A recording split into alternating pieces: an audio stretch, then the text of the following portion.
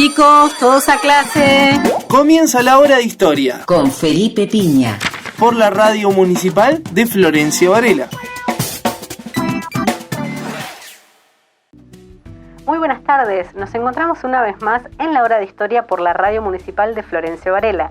¿Cómo nos podés escuchar? Por FM 87.9, por la página web www.radiomunicipalfb.gov.ar.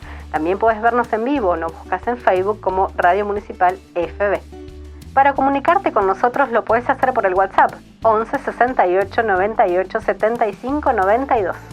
El tema que nos trae el profe Felipe Piña hoy es la Revolución Libertadora, aquella dictadura cívico-militar que derrocó al presidente Juan Domingo Perón. En referencia al tema de hoy, los chicos y las chicas del Instituto Dr. Sayares de Florencio Varela realizaron un informe sobre los medios de comunicación y cómo reflejaban el tema en nuestro distrito. Antes de comenzar con la clase de hoy, vamos a una pequeña tanda y ya regresamos con más La Hora de Historia.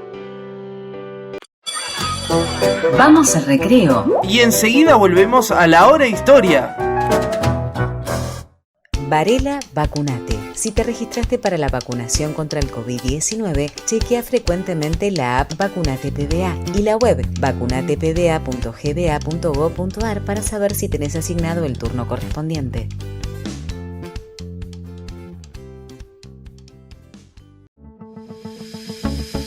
Obras estratégicas para Varela.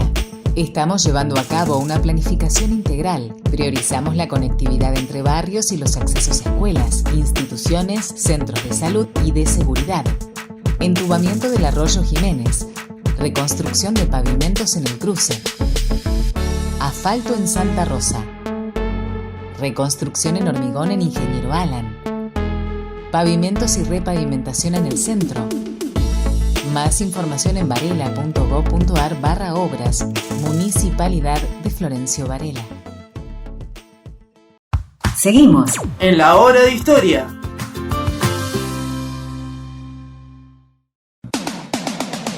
Todos los clásicos y la música de las mejores épocas suenan en Top Secret.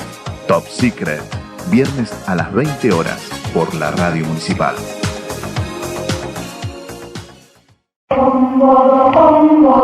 Unidos por la música. El programa de las orquestas y coros infanto-juveniles de Florencio Varela. Todos los martes de 19 a 20.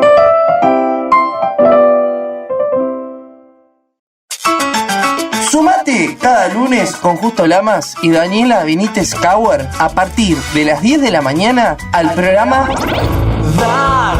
El País que Merecemos, para contagiarte toda la buena onda y principalmente las ganas de ayudar. Todos los lunes a las 10 por la Radio Municipal. No explicarle a nadie, no hay nada que explicar. En la Radio Municipal la información arranca tempranito. Con noticias locales, el estado del tránsito, la mejor música y todo lo que necesitas saber lo escuchás en Mañanas Activas, de lunes a viernes de 8 a 10 a.m. por la Radio Municipal. Estamos de regreso en la Hora de Historia. Seguinos en nuestras redes sociales. En Facebook nos buscás como Radio Municipal FB. En Instagram también como Radio Municipal FB. Y tenemos Twitter, @RadioMuniFB. Ya estamos listos para comenzar la clase sobre Revolución Libertadora. Hola, ¿cómo les va? Acá estamos nuevamente en nuestro querido programa La Hora de Historia que hacemos por la Radio Municipal de Florencio Varela, siempre en colaboración con uno de los colegios, escuelas de la zona. Hoy vamos a hablar de la llamada Revolución Libertadora, una palabra que tiene distintas connotaciones, ¿no? que tiene que ver con el contexto mundial, la liberación de París, ¿no? Que había ocurrido 10 años antes, la acción libertadora que llevó adelante el general San Martín. Bueno, todas estas palabras que por supuesto se van a ir desnaturalizando, aplicadas a un golpe de Estado realmente muy represivo y muy salvaje, como va a ser el de la revolución, llamada Revolución Libertadora de 1955, ¿no? Esto tiene que ver con situaciones previas que es importante señalar en torno a lo que va pasando en los últimos años del gobierno peronista a partir de 1954, donde la oposición va encontrando de alguna manera un punto de unión en una corporación muy importante y con mucho poder en Argentina, que es la Iglesia Católica, ¿no? Ya había algunos conflictos, empezaron a haber algunos conflictos entre el peronismo y la Iglesia Católica, después de un muy buen comienzo. Al principio una relación muy estrecha entre el peronismo y la Iglesia Católica poder, cosa que se va desvirtuando a partir de ciertas cuestiones que va haciendo el peronismo, como por ejemplo la acción social desplegada por Evita, ¿no? Esto era una cuestión reservada históricamente a la Iglesia bajo el nombre de beneficencia. Acá Evita crea la fundación y evidentemente ya lo que era beneficencia se transforma en una acción de justicia social, dejando de lado a la Iglesia, que tenía como el monopolio histórico de la llamada beneficencia, ¿no? Que era como una palabra evidentemente compleja, donde siempre se daba lo que sobraba, donde había una humillación al que recibía, ¿no? Evita creía que esto no debía ser así de ninguna manera y que había que plantear las cosas de otra forma, teniendo en cuenta que los pobres son importantes aportantes al sistema impositivo. Fíjense que los que más impuestos pagan son los pobres, ¿no? En términos proporcionales, porque los ricos siempre tienen una posibilidad de evadir, además de que no todos sus ingresos son imponibles. En cambio, los ingresos de los pobres son totalmente imponibles porque pagan el impuesto al consumo, ¿no? Es decir, el IVA en estos últimos tiempos, hace muchos años, los impuestos que tienen que ver con el consumo, y por supuesto, como la gente de menores recursos gasta todos sus ingresos son imponibles, lo cual habla de que, en definitiva, cuando el Estado hace acciones solidarias, lo que está haciendo es redistribuir y devolver en parte lo que ha puesto el pueblo a través de los impuestos. Este es un detalle importante porque se habla de regalarle a la gente, ¿no? Este concepto del regalo, de la dádiva, que no es tal. Eso se hace en todo caso con fondos estatales que se conforman con diferentes fuentes impositivas, entre las cuales está un muy importante aporte de los sectores populares, ¿no? Bueno, hablando de esto, la Iglesia Católica empezó a tener enfrentamientos y molestias con la figura de Evita. La Iglesia Católica poder en ese momento era muy misógina y le molestaba la presencia de una mujer con tanto poder, por otra parte. Y Evita aparte había hecho cosas como, por ejemplo, profesionalizar la enfermería, ¿no? Es decir, que en lugar de monjas, que era lo que había habitualmente en los hospitales, hubiera enfermeras profesionales, y eso también se va a dar a partir del año 49-50 en los hospitales. Y la otra cosa que molestaba mucho a la Iglesia era la presencia simbólica de las figuras de Perón y Evita en las escuelas, en los hospitales, en las comisarías, al lado del crucifijo, disputando un espacio simbólico, ¿no? El espacio simbólico siempre es un espacio de poder, entonces ahí también había una cuestión de cuestionamiento fuerte de la Iglesia, que va también a cosas más profundas, ¿no? La Iglesia argentina estaba muy volcada a la derecha en ese momento, el poder de la Iglesia, y veía como un peligro el obrerismo, lo que llamaba el obrerismo de Perón, y decía que iba a ser que entendía que Perón era una persona católica, nacionalista, pero que iba a terminar sirviendo con esa política obrerista de darle tantos derechos a los trabajadores de puente para el acceso del comunismo al poder, ¿no? Por lo tanto, comienza una campaña fuerte contra el gobierno peronista, sobre todo a partir del 54, que el gobierno de Perón responde, en principio sancionando la ley de divorcio, lo cual pone tremendamente nerviosos al poder eclesiástico, quitando subsidios a algunos colegios católicos y proponiendo la separación de la Iglesia del Estado, que como ustedes saben estuvo siempre unida desde la Constitución Nacional por su artículo 2, que dice: el Estado Nacional sostiene el culto católico, ¿no?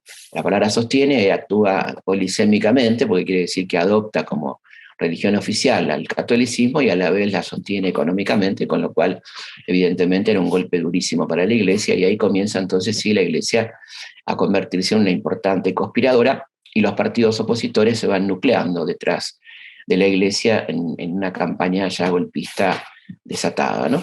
El primer intento de este golpe de Estado se produce el 16 de junio de 1955, un bombardeo sobre la Plaza de Mayo por parte de la aviación naval y algunos aviones de la Fuerza Aérea, con el intento de matar a Perón, pero que termina una verdadera masacre de 350 argentinos asesinados. Y es interesante decir que acá no se trata de daños colaterales, porque muchos de los muertos fueron muertos ametrallados, o sea que la aviación naval disparó sobre la gente que estaba en la plaza. Era un día laboral, un día donde había mucha gente, porque aparte iba a haber un desfile aéreo, es decir, que se disparó sobre la multitud.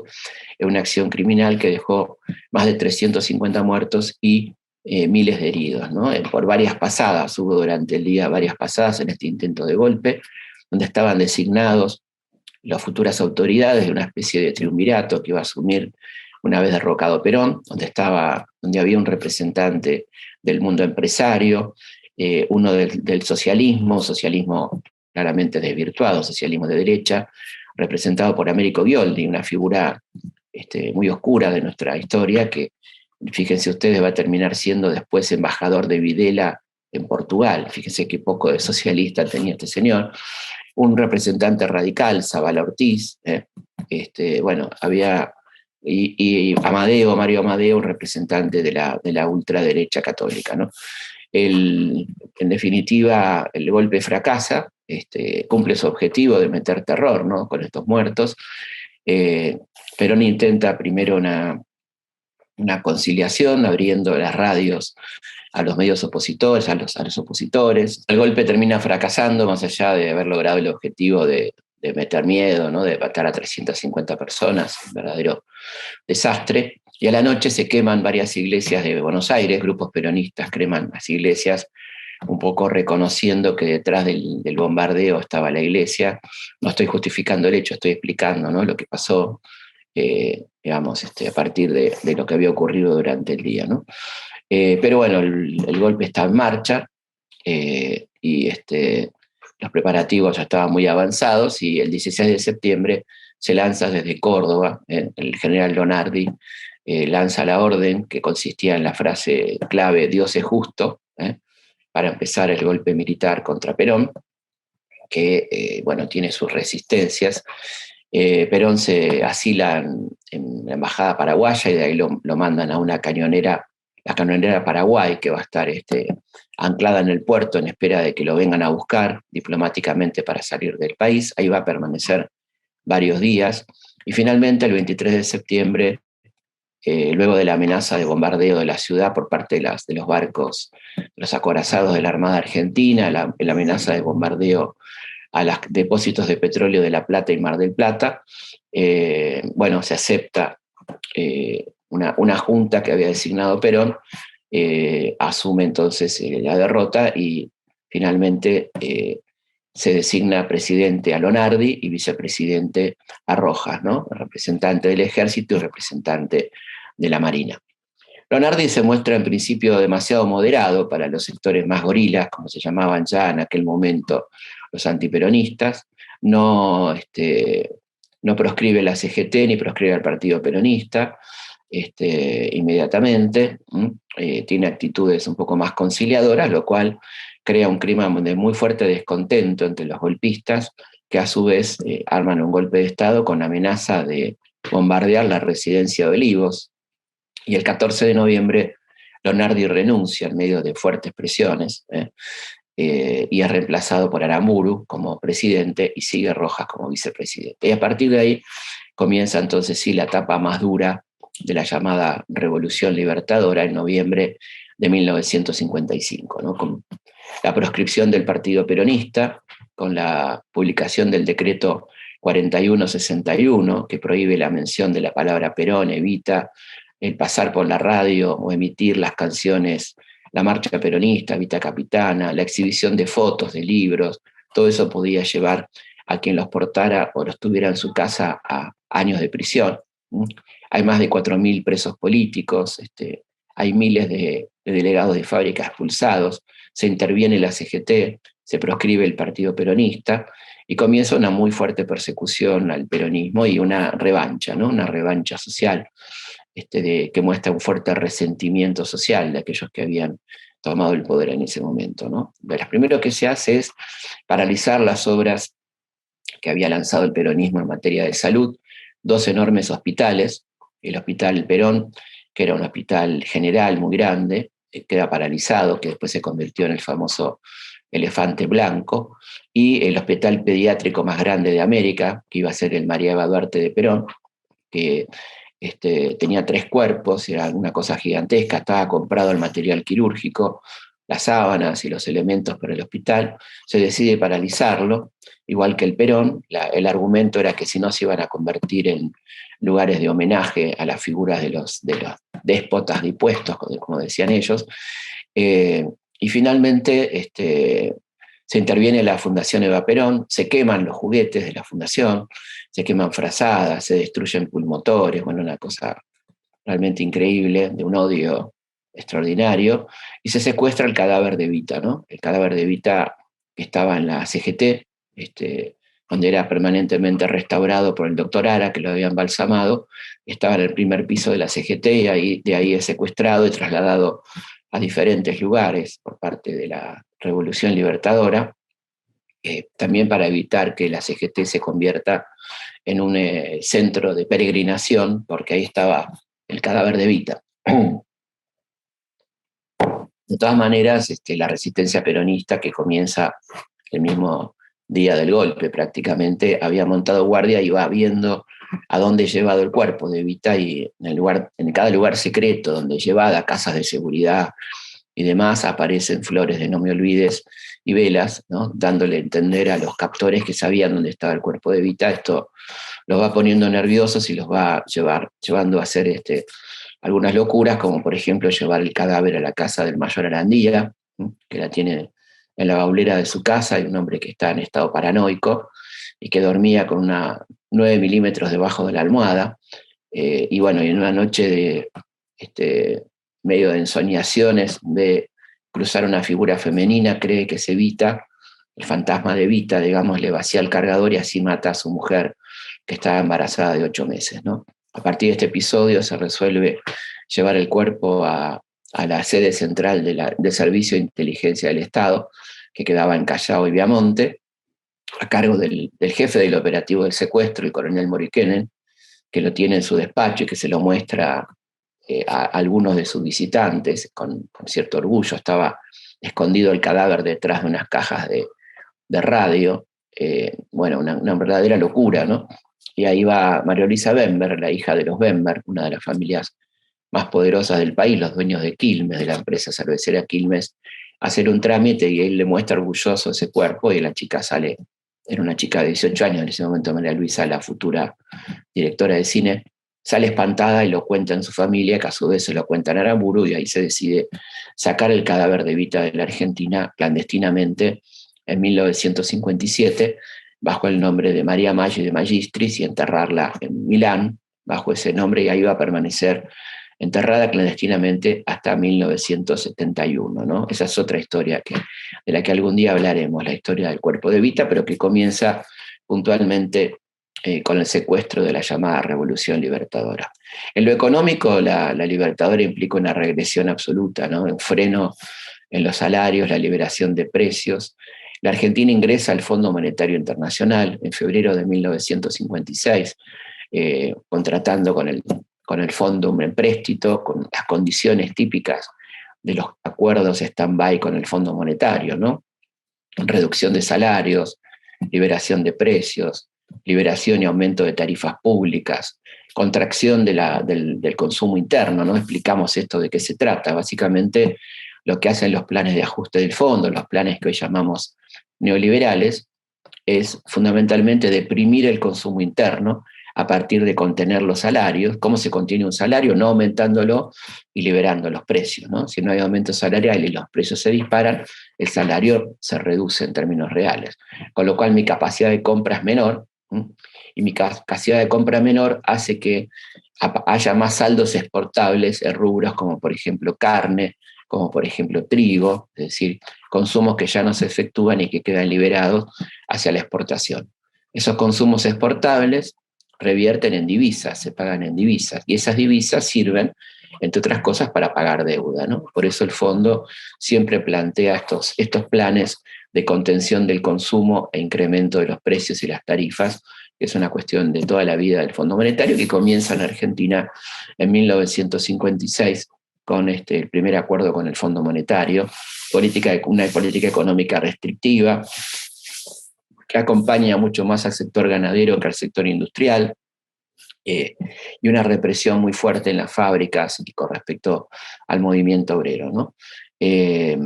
Una cosa que preocupa al régimen es que cuando asume la Libertadora, da por terminada, directamente prohíbe la Constitución de 1949, la Constitución peronista, que establecía una gran cantidad de derechos laborales.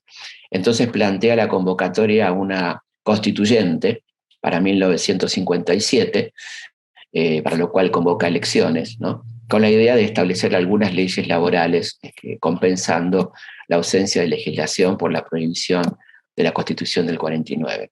En esas elecciones, a las cuales Perón desde el exilio llama a votar en blanco, bueno, el peronismo gana las elecciones, ¿no? La mayoría de los votos son peronistas, lo cual preocupa mucho a los libertadores y también a un sector del radicalismo, en la cabeza de su presidente, que era Arturo Frondizi, que plantea que eso era un verdadero peligro, dejar a toda esa gente afuera, y que habría que intentar en todo caso un acercamiento con esos sectores del peronismo. Esto provoca la ruptura en la Unión Cívica Radical, que se divide en la Unión Cívica Radical del Pueblo, el sector más cercano a la Revolución Libertadora, con Ricardo Balbín a la cabeza, y la Unión Cívica Radical Intransigente, a cargo de Frondizi, ¿no? La constituyente, bueno, es un verdadero fracaso, solamente se sanciona una ley que es la 14 bis de derechos laborales, que nunca se va a cumplir, una ley muy progresista, ¿no? Porque se sabía que no se iba a llevar a la práctica, en definitiva. Se disuelve la constituyente, y lo que hace Frondizi es buscar un acuerdo con el peronismo, ¿no? Manda a su delegado Rogelio Frigerio, ¿sí?, a Santo Domingo y a Venezuela a parlamentar con Perón, y se llega a un acuerdo por el cual, a cambio de los votos peronistas para las futuras elecciones del año 58, para las cuales por supuesto la Libertadora proscribe absolutamente al peronismo, Frondizi va a hacer una serie de políticas cercanas al ideario peronista, ¿no? Además de esta situación, hay que recordar un hecho tremendamente sangriento, ¿no?, ocurrido en 1956, que fue los fusilamientos del 9 de junio de aquel año, ¿no? Un grupo de militares peronistas y de sindicalistas y de militantes peronistas intentan hacer una revolución contra la Libertadora. Como era una revolución básicamente militar, estaban muy infiltrados los líderes de la revolución, y la revolución es sofocada rápidamente y sus principales dirigentes son fusilados, entre ellos el general Valle, ¿no? Que esto ocurre el 10 de junio del año 56. Es un hecho tremendamente sangriento. Se fusilan 33 argentinos, algunos de los cuales no tenían nada que ver con el alzamiento, inclusive, y otros sí, sin ningún tipo de juicio previo, ¿no?, aplicando la ley marcial, lo cual es evidentemente otro hecho negro y sangriento de la Revolución Libertadora. Y es interesante decir que la Corte Suprema de Justicia avaló primero el golpe, como lo había hecho en 1930, y luego los fusilamientos, ¿no? Avala lo actuado por la llamada Revolución Libertadora, que a partir de entonces comenzó a ser conocida como la Revolución Fusiladora, ¿no?, por estos hechos. Los métodos represivos fueron muy crueles, ¿no?, la aplicación de torturas, de muchos presos políticos, más de 4.000 presos políticos en todo el país, y en ese clima comienza un debate interesante. En Argentina, la aparición en el clima electoral que va del 57 al 58, aparece una revista muy importante, que es la revista ¿Qué?, donde van a escribir algunos importantes intelectuales como Frigerio, como Jaureche, ¿no?, que van a empezar a cuestionar la política económica, la política social, la corrupción, ¿sí?, la política de derechos humanos del régimen llamado la Revolución Libertadora, que además fue tremendamente corrupto, ¿no?, en sus negociaciones en cuestiones como el petróleo, en cuestiones como una zona franca cercana a la zona de producción petrolera, bueno, que fue denunciado posteriormente. Y bueno, lo que comienza ahí con mucha fuerza en estos 3 años, del 55 al 58, es una matriz ideológica liberal de derecha, que tiene una figura muy importante, que es Álvaro Alzogaray, que fue un referente económico en esos momentos, que plantea lo que luego vamos a conocer como la teoría neoliberal, ¿no? El achicamiento del Estado, la reducción de la inversión social en educación, en salud, el fomento de la empresa privada, bueno, todo este tipo de cosas, la privatización de las empresas estatales, ¿no? Esto comienza en este contexto de la llamada Revolución Libertadora, este golpe de Estado tan oscuro, tan tremendo que sufrió la Argentina en 1955 y que marcó un elemento muy importante que es el odio, ¿no? La cuestión del odio, la cuestión de la revancha social, manifestado en la destrucción de la obra de la Fundación, ¿no? En una frase muy interesante, cuando lo van a ver un grupo de sindicalistas al interventor de la CGT, ¿no? Patrón Laplacet, se llama Patrón el tipo que intervenía en la CGT, parece increíble, ¿no? Él les dice que les quede claro que la Revolución Libertadora se hizo para que el hijo del barrendero muera barrendero, ¿no? Es decir, era evidentemente un golpe de Estado reaccionario que venía a volver a poner las cosas en su lugar, ¿no? Una reacción conservadora, una restauración conservadora a lo que ocurrió a partir de 1955, ¿no? Y ahí, bueno, finalmente esto termina con las elecciones del 58 en las que triunfa Frondizi, ¿no? Un hombre que al principio va a cumplir con parte de lo pactado con Perón, pero que luego va a tener políticas completamente contrarias, como vamos a ver cuando hablemos de Frondizi. Estás escuchando La Hora de Historia. Bueno, en este caso colaboraron con nosotros en este programa los alumnos del Instituto Dr. Sayarés, así que muchísimas gracias. Los estudiantes que participaron fueron Abril Speiliac, Paula Villalba y Daniela López, en representación de todos los estudiantes de quinto segunda, Analía Vera y Brenda Ríos, en representación de los estudiantes de quinto primera. Los docentes fueron Rolando Gamarra y la directora del colegio, licenciada María Laura Ferrandi. La primera pregunta para Felipe Piña es: ¿cuáles fueron los antecedentes del golpe cívico-militar de septiembre de 1955? Bueno, los antecedentes del golpe cívico-militar del 55 tienen que ver efectivamente, como hablábamos, de ciertas cuestiones con la Iglesia Católica, con el poder, ¿no? Con el poder que estaba muy preocupado por el avance que había tenido la clase trabajadora durante el peronismo, que llegó a un nivel de ingresos en ese reparto de los niveles de ingreso del 50%, ¿no? 50% para la clase propietaria y 50% para la clase trabajadora, lo cual resultaba evidentemente intolerable para los sectores del poder. Ahí se puede buscar un poco el motivo del golpe, el motivo final del golpe de Estado de 1955. La pregunta número 2 es: ¿qué efectos produjo la proscripción del peronismo en la vida política y social del país?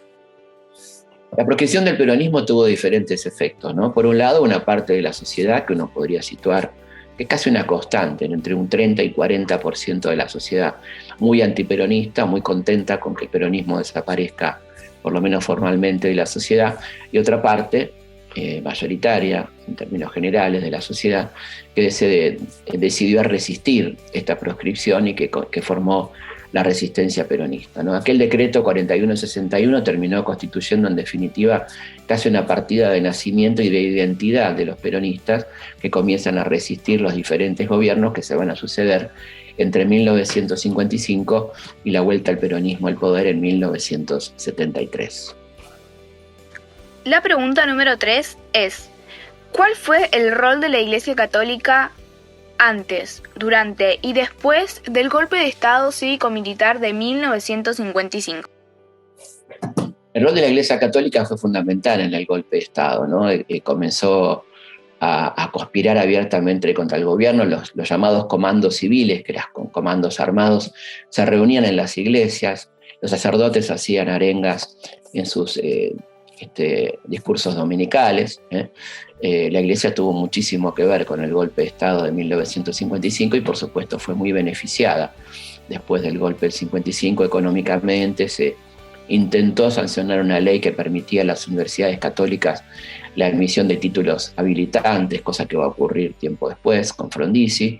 Es decir, que la Iglesia fue protagonista fundamental del golpe de Estado de 1955. La Hora de Historia. Gran clase la de hoy. Muchas gracias, Felipe Piña, por ser parte de la radio municipal. Y ahora vamos a conocer el informe que los chicos y las chicas del Instituto Dr. Sayares realizaron sobre la repercusión, alcances y acontecimientos de la Revolución Libertadora en nuestro distrito. La hora de historia.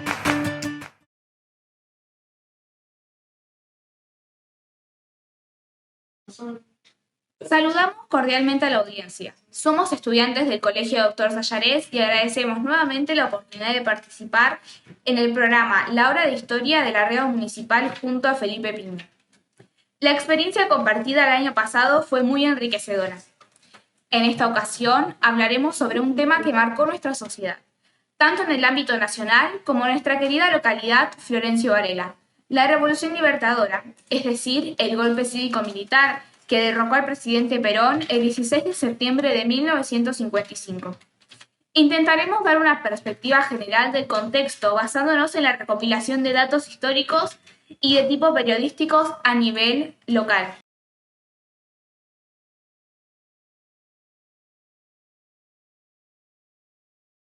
Hacia los inicios de 1955 ya se podía percibir que la situación política, económica y social se había complicado.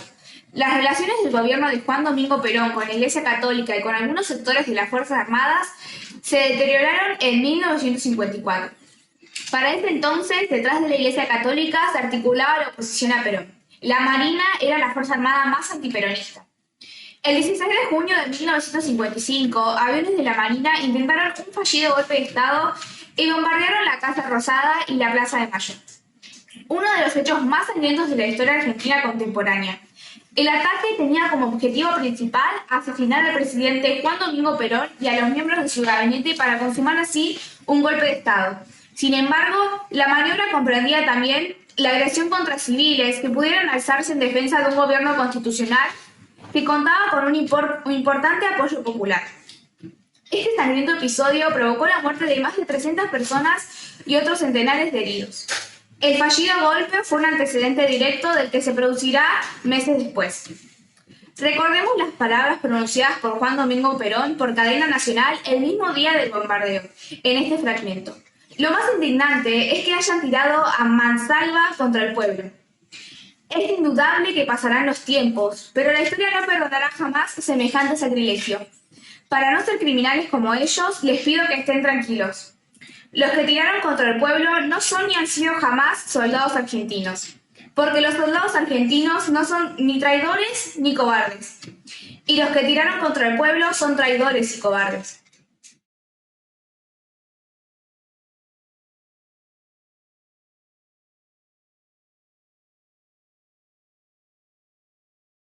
Tras los hechos del 16 de junio de 1955, en nuestra localidad de Florencio Varela, un diario local publicaba: ante la escalada de violencia y disgregación de fuerzas, Perón inició una campaña pacificadora, reconociendo el haber infringido algunas libertades. A partir del fallido intento golpista del 16 de junio de 1955, la situación en nuestro país se agravó. La oposición y el rechazo al gobierno peronista fue más intensa y finalmente, el 16 de septiembre de 1955, se produjo el golpe cívico-militar, que derrocó al presidente Juan Domingo Perón. El movimiento golpista estuvo encabezado por el general Eduardo Lonardi. Se inició en Córdoba y se esparció a otros sectores de nuestro país, comenzando así la llamada Revolución Libertadora. El presidente Perón renunció a su cargo y partió en exilio. El 23 de septiembre asumió la presidencia de la Nación el general Eduardo Lonardi. Durante su breve mandato, bajo el lema "ni vencedores ni vencidos", el Estado comenzó a borrar los símbolos peronistas y a desacreditar la figura de Juan Domingo Perón y de diversos funcionarios pertenecientes a los niveles estatales. El 13 de noviembre fue desplazado por Pedro Eugenio Aramburu y se abrió una segunda etapa en la cual la desperonización adquirió una tónica extrema, expresada en la intervención de la Central General de Trabajadores y la disolución del Partido Justicialista, es decir, la proscripción del peronismo.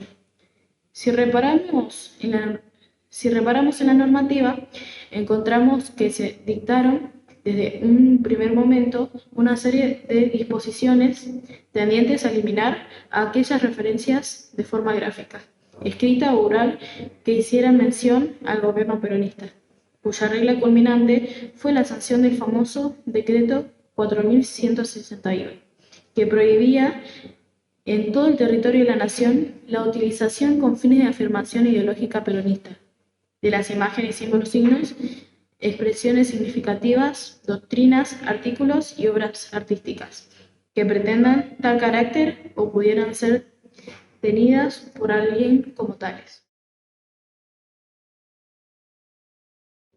La Revolución Libertadora en la provincia de Buenos Aires. La historia de la provincia de Buenos Aires, al partir del golpe de Estado que derrocó al presidente Juan Domingo Perón en septiembre de 1955, tuvo rasgos comunes con la situación que se desplegó en Argentina durante esos años. Una vez tomado el poder, uno de los objetivos centrales de la Revolución Libertadora fue el intento de desperonizar, y con ese propósito se encolumnaron las políticas implementadas por el nuevo gobierno de facto.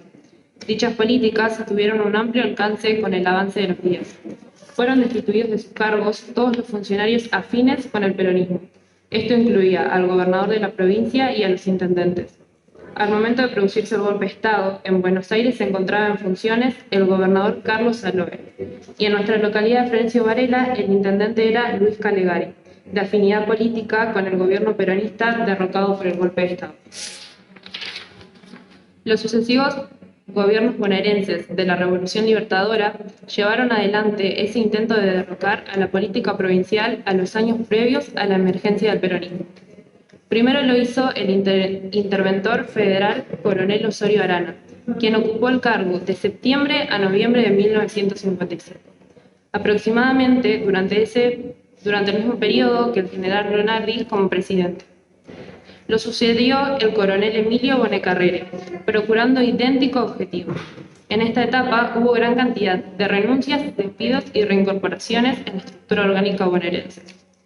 En sintonía con el decreto 4161, que prohibía la mención de las palabras y los nombres que referían al régimen depuesto, es decir, al peronismo.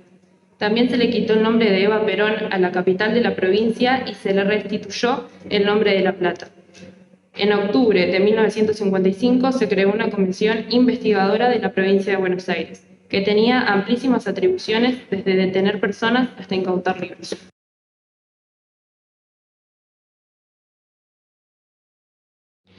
El 16 de septiembre de 1955, el sangriento golpe militar que destituyó al general Juan Domingo Perón también disolvió el Congreso Nacional y la Corte Suprema de Justicia.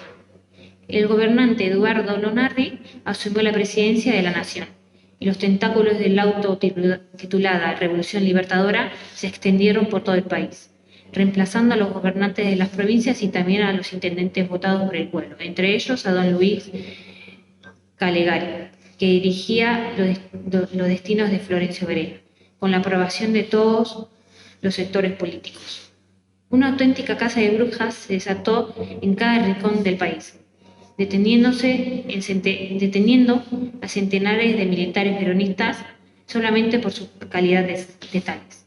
En nuestra ciudad, varios integrantes del justicialismo fueron trasladados a la comisaría primera. Algunos fueron liberados en poco tiempo y otros fueron juzgados en función de los cargos que ocupaban dentro de la administración municipal. El intendente Luis Calegari es desplazado del cargo. La intendencia fue asumida por el doctor Antonio Bengochea. El subcomisario Eduardo Goyena, que había quedado a cargo de la comuna, fue el encargado de entregar el mando al conocido abogado, de origen radical. Diarios locales de la época reflejaban la noticia y podía leerse. Don Luis Calegari se lleva una verdadera fortuna, el reconocimiento y aprecio del pueblo. Y también puede leerse un artículo que bajo el encabezamiento podría decirse: podemos estar orgullosos de don Luis. Entre otros párrafos, don Luis fue un intendente ejemplar. No fue ningún político, sino un hombre de trabajo, que si bien respondía a una determinada doctrina, lo hizo por puro idealismo. honrándola y no bajándola como otros. Otro diario local publica un fragmento del discurso del comisario al asumir.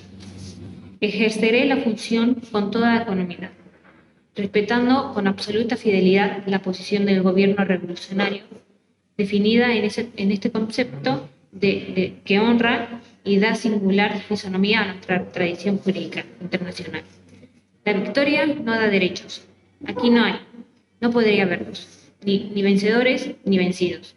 El movimiento revolucionario no se ha dirigido ni en contra de un sector determinado de la población, ni en contra de una determinada fuerza política.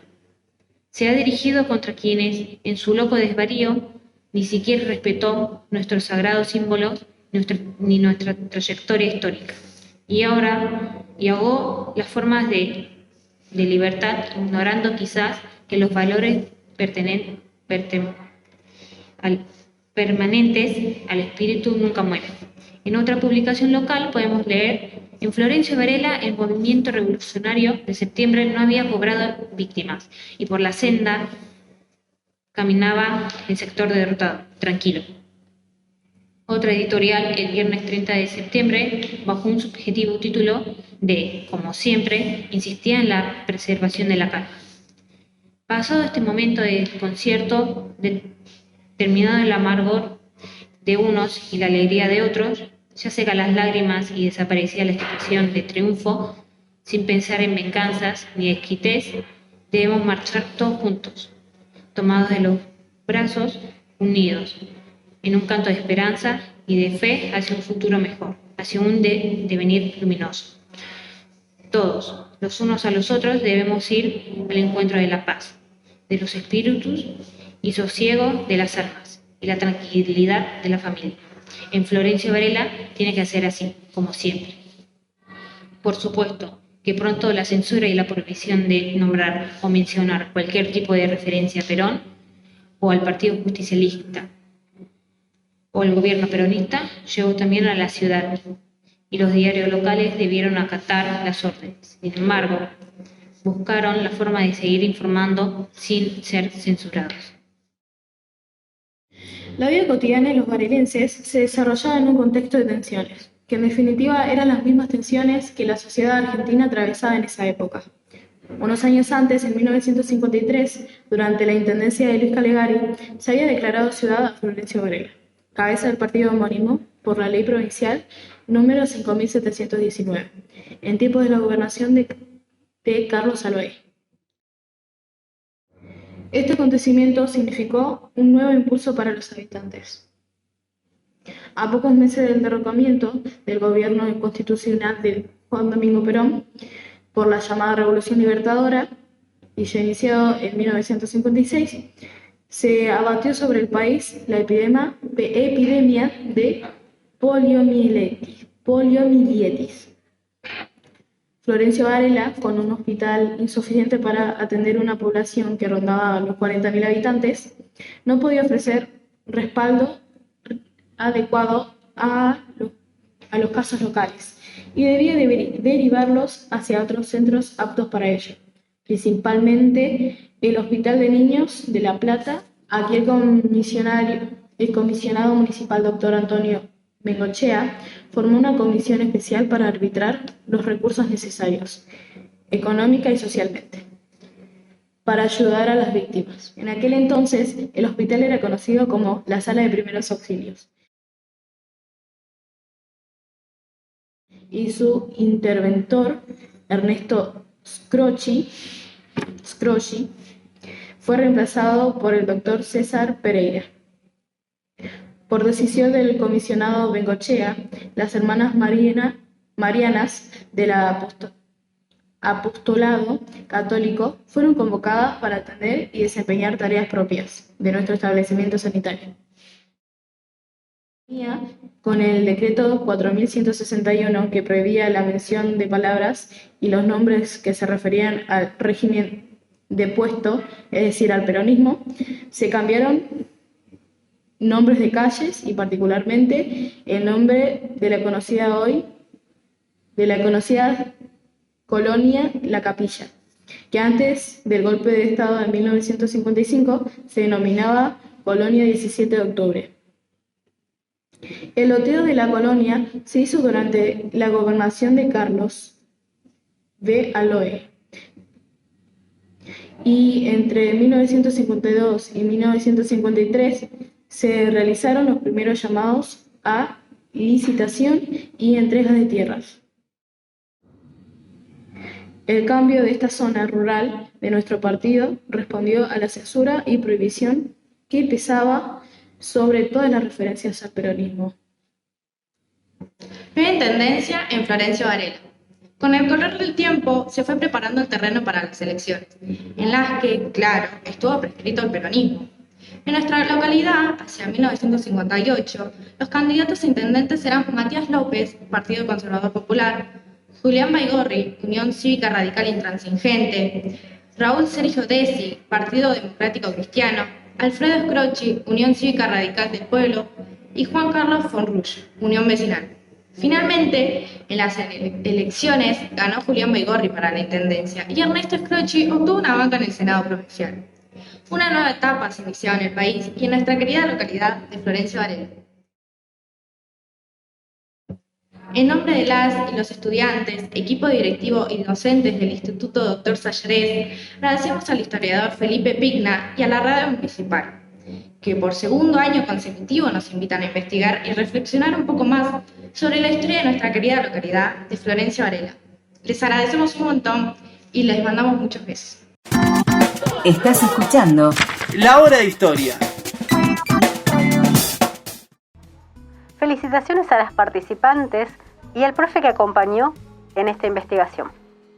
El profe Rolando Gamarra y las chicas Abril Espilac, Paula Villalba, Daniela López, en representación de todos los estudiantes de Quinto Segunda.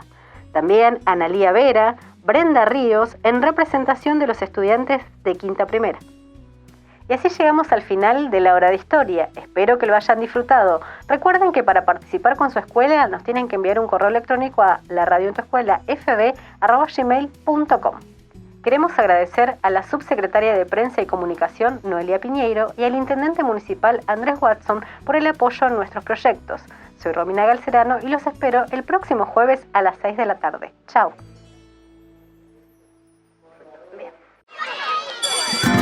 Esto fue todo por hoy. Los esperamos la semana que viene en La Hora de Historia con Felipe Piña por la Radio Municipal.